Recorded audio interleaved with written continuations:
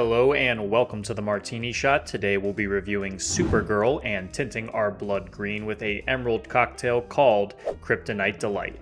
This is of course inspired by the green glowing rock of the same name that managed to be both bright and earthy while only slightly draining you of all your energy. In a shaker you're going to be needing half an ounce of lime juice, half an ounce of celery juice, bottled or fresh pressed, 1/4 ounce of Benedictine, 1 ounce of Midori, and 1 ounce of gin. Top it off with a pinch of salt and then shake until chilled. When you're done, strain the cocktail into a coupe glass, and if you're feeling it, throw on a little lime peel diamond on the side. And now you have the Kryptonite Delight. Now that we have our drink, let's get right into the review. The DCU has an uphill battle ahead of it. On one end, you've got the MCU to compete with, which would have been a daunting task if this was 10 years ago, but you also have one of the most toxic fan bases in the world frothing at the mouth to point out any little inconsistency from the source material or cry and complain about anything they consider too woke. This has kind of been the fate that has befallen Supergirl, the follow-up to last year's mostly enjoyed Superman. Whether it be claims that star Millie Alcock isn't pretty enough to just having a hate boner for any director not named Zack Snyder, the film has already suffered heavy casualties of online discourse, which is honestly so tiring. It's such a superficial and brain-poisoned way to view art and media, and is not the way to go about deciding if a movie is good without seeing it. Well, I have seen Supergirl, and yeah, this movie isn't good. For all the criticisms I had for 2025's Superman, it looks like a pristine diamond when compared next to this much-anticipated follow-up.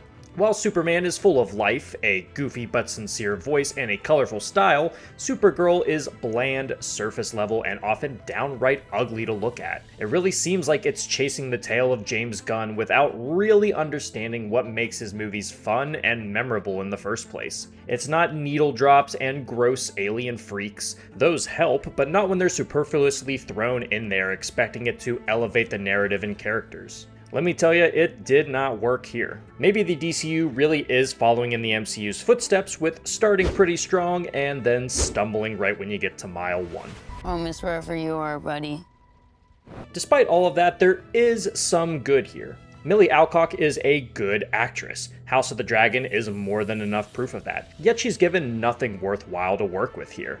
She's presented as this grief-stricken wanderer drinking away her problems, but this idea is presented in such a superficial way. There's no real edge to her, no real sense of internal struggle. She's jaded and troubled, yet these setbacks never really get in the way of her doing the right thing. It's like the writers tried to circumvent the Mary Sue accusations, but also worried that making her too rough around the edges, especially as a female character, would drive people away. So you're left with a character with no real arc, no real struggle, and no real emotional conclusion by the end. Those 2 minutes we get of her in Superman somehow do more to make the character likable and interesting than the entirety of the character here. Alcock does shine in more emotional scenes, like her flashbacks to Krypton, which were some of the best moments in the film for me. She's got all the tools to be a solid superheroine, but the material just wasn't there. The rest of the cast is pretty much in the same boat. Eve Ridley's Ruthie, Supergirl's vengeance-lusting sidekick, suffers from flat writing and uninteresting characterization. Matthias Schoenaerts' villainous Krem has some diabolical moments, but he ends up being pretty forgettable, honestly looking like a run-of-the-mill minion from another sci-fi movie. Jason Momoa truly, genuinely shines as Lobo.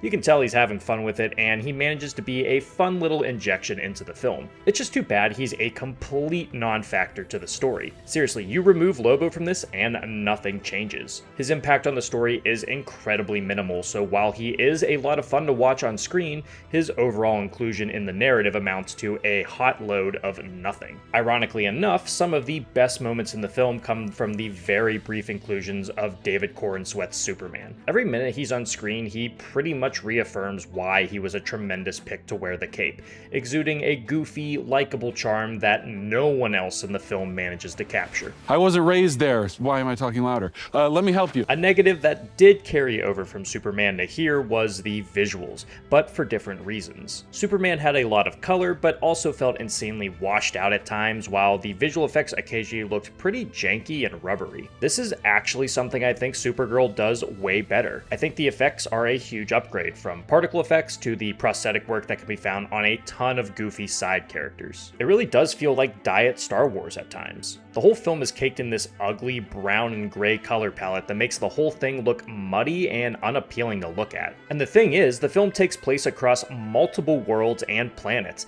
and they all look the exact same.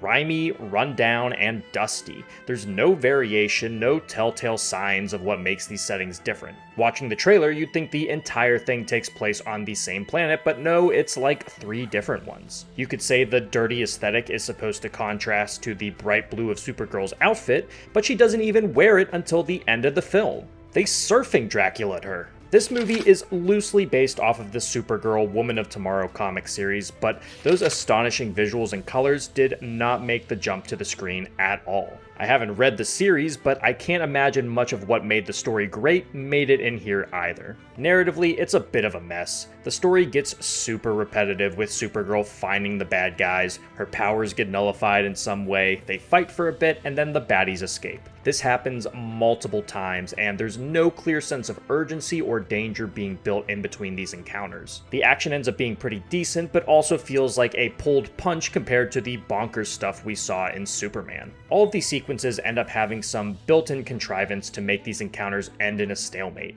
and it never really comes down to any weakness in Supergirl's worldview or vices, which would make for an interesting mountain she'd have to climb to finally succeed. I already spoke on how weak the characterization of Supergirl is in this, but to pile on, they really don't do a good job selling what her outlook really is. We hardly learn anything about her other than she's jaded and she likes to drink. Me too, man, but I'm not exactly called interesting because of it. She also constantly reaffirms that revenge will taint your heart to Ruthie, but the film never shows any reason why she's so staunch on that despite the fact that she kills people herself. The film occasionally builds some interesting differences and parallels to her and Superman, but they're never capitalized or expanded upon, leaving us now with 2 Kryptonians different only in the fact that one likes to swear. This was pretty disappointing, all things considered. I don't know what I expected, but a boring, bland dredge of a film was not it. As a follow-up to Superman, it's a huge step back, both as an establishment of the universe's next big character, and as an expansion of the universe itself. I didn't want this to be a cheap imitation of James Gunn's style, but this halfway approach just made the film devoid of character and true meaning. And it sucks because all players involved are capable of much better. Director Craig Gillespie is, star Millie Alcock is, producer James Gunn certainly is. I have no clue what happened here, but I'm not ready to call the DCU a failure quite yet. Marvel's output range was good to meh up until the first Avengers movie hit theaters, so the DCU still has some time to pull it together before I'm ready to call it time of death. But it looks like this movie is the DCU's Incredible Hulk, a forgettable outing that's best moved past as quickly as possible. For my rating, I'm giving this film 2 high-tech pocket watches out of 5. Guys, thank you so much for tuning into the Martini Shot. If you saw Supergirl, let me know what you thought about it down in the comments. And if you like what you saw here and would like to see more, don't forget to like, subscribe, and follow me across all social media channels. Those links are down in the description below. And if you enjoy movie reviews and movie-themed cocktails, be sure to check out my website, martinishot.blog. Until next time, thank you again for watching. I'll see you in the next one. Live deliciously, but please remember to drink responsibly.